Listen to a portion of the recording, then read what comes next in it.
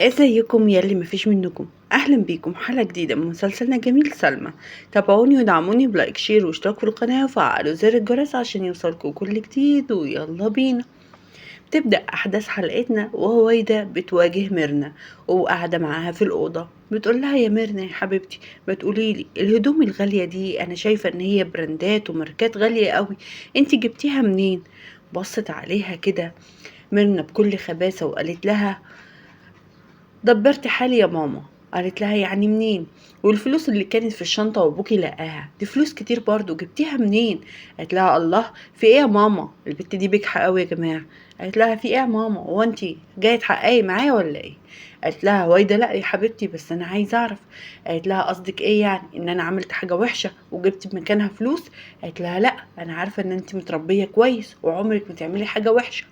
يا هويدا يا حبيبتي، ده بنتك هي الوحش كله. بعد كده ميرنا بكل بجاحة بترد على امها وبتقول لها: حبيبي جابهم لي. قالت لها: حبيبك؟ هو احنا مش قلنا خلصنا من رجائي؟ قالت لها: ومين قالك ان هو؟ قالت لها: امال مين؟ قالت لها: ده رياض. قالت لها: رياض؟ رياض مين يا بنتي؟ وانت تعرفي مين رياض ده اصلا؟ من بيت مين وعيلة ايه وبيشتغل ايه عشان افهم؟ قالت لها: مش مهم تفهمي يا ماما. وهنا بقى اتجننت طبعا هويدا واتعصبت ومسكت المقص وهاتك يقص في الهدوم اللي كانت مع ميرنا. وميرنا بكل برود الحقيقة زبونة بص على امها من غير ما حتى يرفلها جفن، وقاعدة بكل بجاحة وبص على امها وهي بتضحك ضحكة صفرا. الست اتعصبت وقالت: بعد تعبي وشقاية يجي واحد غريب يصرف عليكي ومش عارفين عايز منك ايه؟ بتسيبها وتخرج بره. وبعد كده الحرباية ميرنا بكل برود بعد ما مامتها تخرج من الأوضة بتمسك الموبايل وتروح متصلة برياض وبتقول له: ازيك، عامل ايه، وحشتني. قال لها: وانتي كمان. قالت له: انا حبيت اسمع صوتك وعايزة منك طلب. قال لها: عيوني. قالت له: عايزاك تبعت لي الهدوم اللي انا سبتها عندك في الأوضة. يا بجحتك يا شيخة. فقال لها: يا سلام، ده انتي تأمريني امر. وبتقفل معاه، وطبعا بتلعب على الوتر الحساس بتاع السيد رياض لانه راجل عجوز وهي بنوتة صغيرة وحلوة، فأكيد بتضحك عليه. بعد كده بنشوف ان طبعا السيد نديم بيجي من بره وينادي على هويدا، وهويدا بتكون في المطبخ عماله تفكر في موضوع بنتها والهدوم ومين نور ده. بيدخل طبعا هنا نديم وبيقول لها: للاسف يا هويدا ما لقيتلكيش البصل في السوق. اتعصبت هويدا وقالت له: ازاي يعني ما لقيتوش؟ قال لها: والله ما لقيته. في ايه مالك متعصبه ليه؟ هي سلمى كويسه؟ قالت له: اه، انا كلمتهم في المستشفى وردت عليا هايفه وقالت لي ان هم كويسين. قال لها: طيب امال مالك؟ انا عرفت دلوقتي، اكيد ميرنا زعلتك. قالت له: ميرنا ما زعلتنيش ولا حاجه، ما عملتليش حاجه. قال لها: طيب خلاص براحتك، انت طالما مش عايزه تقولي براحتك خالص. قالت له: خلاص اخرج بره من المطبخ بقى عشان انا ورايا 100 حاجه عايزه اعملها. قال لها: ماشي، بس خليكي كده ايه، تضحكي على نفسك وما تقوليش هي عملت لك ايه بالظبط. بعد كده بنروح عند سلمى اللي بتكون حالتها بتتحسن وعمالة بتلعب كوتشينة هي وهيفا، وهيفا مبسوطة بيها جدا وبتقول لها: الحمد لله انتي احسن، مامتك سألت عليك وطمنتها عليك وفرحت جدا. وهنا بتتكلم معاها وبتقول لها: انتي مش شايفة نفسك انك انتي احسن بكتير؟ قالت لها: ايه يا ست هيفا، هو انا عشان اول مرة اغلبك في الكوتشينة يعني؟ ما انتي دايما بتغلبيني. قالت لها: لا والله يا سلمى، انا حاسة انك انتي بقيتي احسن بكتير. قالت لها سلمى: فعلا انا حاسة ان انا احسن. بصت عليها هايفة وقالت لها: هو احنا هنفرح بيكي امتى بقى طالما انتوا خلاص انتي وعادل لبستوا الخواتم؟ امتى الفرح بتاعكم؟ امتى هتبقي عروسة جميلة؟ قالت لها سلمى بكسوف: انا مش عارفة، انا لحد دلوقتي مش عارفة حتى اواجه العيال واقول لهم ايه، ما انا لازم اقول لولادي برضو علشان يبقوا مستعدين لحاجة زي كده. قالت لها: خلاص افرحي واتبسطي، انتي خلاص قربتي تبقي احلى عروسة في الدنيا. بعد كده بنروح عند ديما اللي بتكون بتغسل في الاطباق على الحوض، وبيجوا الولاد عشان يودعوها يقولوا لها: احنا هننام يا خالته. قالت لهم: ماشي يا حبايبي. وبعد كده بتشوف ان جوليا متزعلانه جدا وبتلاقيها متاثره علشان طبعا جلال ما اجاش وشاف سلمى في المستشفى. قالت لها: تعالي هتكلم معاكي يا حبيبتي شويه، انت زعلانه عشان بابا ما جاش؟ ما تزعليش، اكيد عنده شغل واكيد هيلف وهيجي تاني. بعد كده بنشوف اصلا جلال اللي قاعد حزين ونفس يعني بصوا هيعيط المسكين من عمايل ميرنا فيه وان هي زلته وان هي مخليه مش عارف يشوف سلمى. لكن بيواجه سالي وبيقول لها: انا خلاص انا هروح لسلمى النهارده اشوفها في المستشفى. قالت له: ازاي؟ مش انت وعدتني انك انت مش هتسيبني؟ قال لها: انا لسه عندي وعدي، بس انا لازم اروح اشوفها ولو دقيقه واحده اطمن عليها.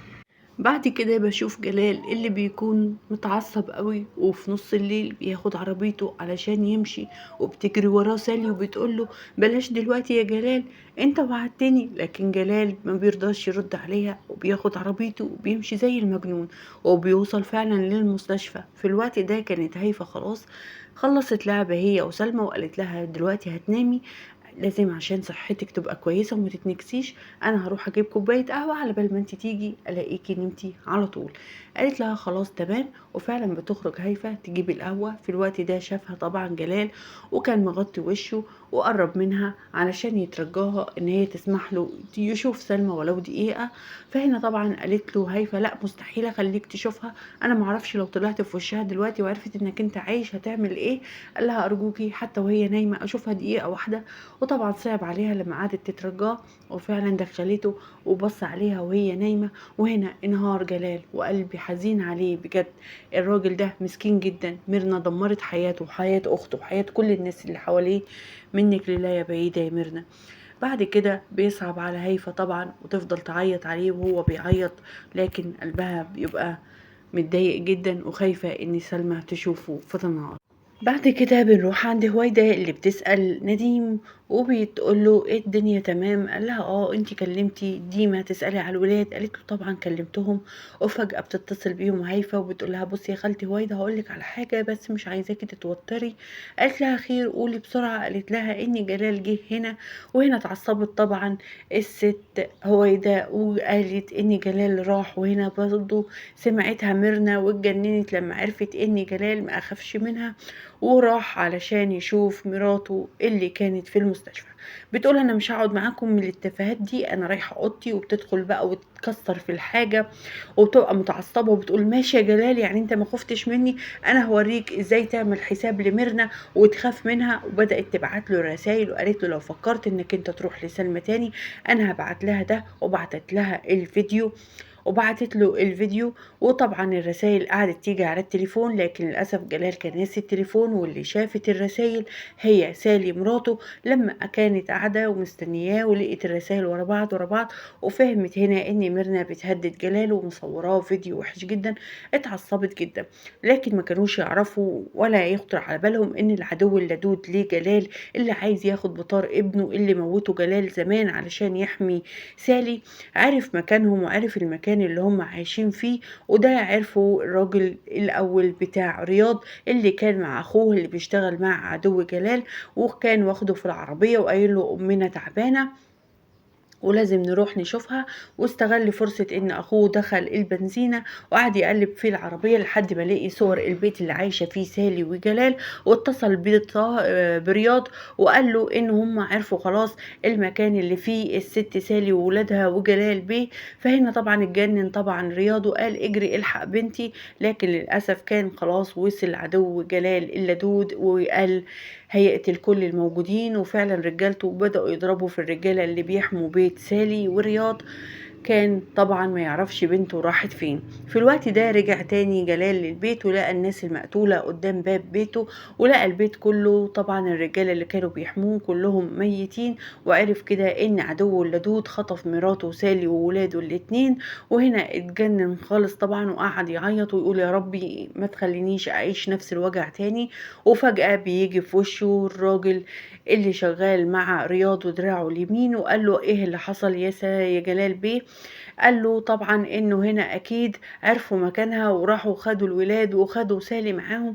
قال له تعالى وديني ليه؟ قال له ما نقدرش لو انت رحت، انت عارف كويس جدا ان سالي لو دخلت البيت ده واخد ولادك كمان مش هيطلعوا سالمين. فهنا اصر جلال ان هما يروحوا. في الوقت ده بنشوف سالي اصلا واخده ولادها ورايحه المستشفى عند سلمى. بتوصل سالي على المستشفى وبتكون هايفة خارجة من الأوضة، وبتشوفها إن هي بتحاول تدخل الأوضة. بتقول لها أنت مين؟ قالت لها أنا سالي. وهنا هايفة عرفتها إن هي مرات جلال. قالت لها وأنت جاية هنا ليه؟ مش كفاية خدتي جوزها وولادها وحرمتي ولادها من أبوهم وخليتيهم عايشين يتامى؟ عايزة إيه؟ تاخدي روحها؟ ادخلي خديها وخلصي. قالت لها أنا مش جاية هنا علشان سلمى، أنا عايزة ميرنا. قالت لها ميرنا؟ ومالك إن شاء الله بميرنا؟ ليكي شغل معاها ولا إيه؟ قالت لها لا مش شغل، ده تصفية حساب. وهنا وهنا طبعًا بتفرح جدًا هايفا وبتقول لها تصفية حساب، بس أنا عايزة أقول لِك إن ميرنا أصلًا مش هنا وسابت المستشفى بقى لها كذا يوم. قالت لها سالي والله طيب تمام، لكن هنا هايفا بتوقّفها وبتقول لها أنا هاقول لِك على مكانها بس روحي صفّي حسابِك معاها. وهنا سالي بتستغرب على كمية الكره اللي جوّه هايفا بالنسبة لميرنا. في الوقت ده بيكون طبعًا جلال ماشي وبيدوّر على سالي وولادها في الوقت اللي رياض جه ورجالته وقابلوهم بالعربية، وكان رياض خايف جدًا على بنته وأحفاده وبيقول بنتي فين وأحفادي فين. فهنا رد عليه طبعًا جلال وقال له هم ما كانوش بشكلهم في البيت، أنا ما أعرفش هم فين. قال له وأنت كنت فين؟ قال له أنا ما كنتش موجود. وهنا طبعًا بيقول له أنت السبب في كل اللي حصل، دلوقتي أنت اللي قُلت لي إن سلمى ماتت هي وولادها، خلّتني عشان أتجوّز بنتك. رَد عليه رياض وقال له: "اوعى تفتكر إن أنا كنت هاموت أجوّز بنتي لواحد زيِّك صعلوك، أنا كل اللي حصل إن أختها ميرنا هي اللي بعتّ واحد من رجالتي يسألها، وهي اللي قالت عليها إن هي ماتت هي وولادها، هي ميرنا المسؤولة عن كل حاجة وأنا ما ليش دخل بأي حاجة، إحنا بعتنا سألنا عليهم وهي اللي قالت لنا إن سلمى وولادها ماتوا، علشان كده أنا جيت وقُلت لك إن هُم ماتوا، لكن أنا ما ليش ذنب في القصة دي، ولا كنت هاموت علشان أجوّز بنتي لواحد زيّك." سالي بتكون مروّحة والمساعدة بتاعتها بتقول لها: "هنروح فين يا ست سالي؟" لكن سالي ما بتردش. في الوقت ده بيكون طبعًا جلال ورياض عمالين يتخانقوا مع بعض، والراجل بتاع رياض ودراعه اليمين بيفكهم من بعض وبيقول لهم بلاش نعمل كده، المفروض نهدى علشان نشوف الست سالي وولادها راحوا فين وايه اللي هيحصل بعد كده مع الراجل اللي عايز ياخد بطاره من جلال وولاده، ولازم نقعد عاقلين ونفهم الدنيا فيها ايه. بعد كده بنشوف ديما اللي بتحاول طبعا تهدي نفسها وبتبص على الولاد وهم نايمين وبتعيط، لكن هنا طبعا جوليا بتسألها هو بابا اتجوز واحدة تانية علشان كده ساب ماما، طيب هي هتخرج امتى؟ قالت لها ديما خلاص هتخرج بكرة. فقالت لها خلاص أول ما تخرج ماما لازم نقول لها إن بابا جه علشان تبقى عارفة. وهنا بتعيط ديما وما بتبقاش عارفة تعمل ايه. بعد كده بنشوف ان سلمى بتكون في المستشفى ومعاها هيفا، لكن ايه اللي هيحصل وايه اللي هيجرى مع سالي وولادها وجلال هيتصرف ازاي مع عدو اللدود اللي عايز ياخد روح مراته وولاده وروحه، ولا ايه هيعملوا مع سلمى ولا ميرنا لما كمان تروح تحاسبها سالي. وتفتكروا سالي هتعمل ايه مع الحيزبونة ميرنا؟ شوفوا اكتبوا لي في التعليقات وقولوا لي هتعمل ايه، واكتبوا لي كمان رأيكم في تصرفات ميرنا وشرها اللي ما يخطرش على بال حد وتماديها في الشر اللي هي بتعمله. تابعوني دعموني بلايك شير واشتراك في القناة وفعل زر الجرس عشان يوصلكوا كل جديد. يلا بينا.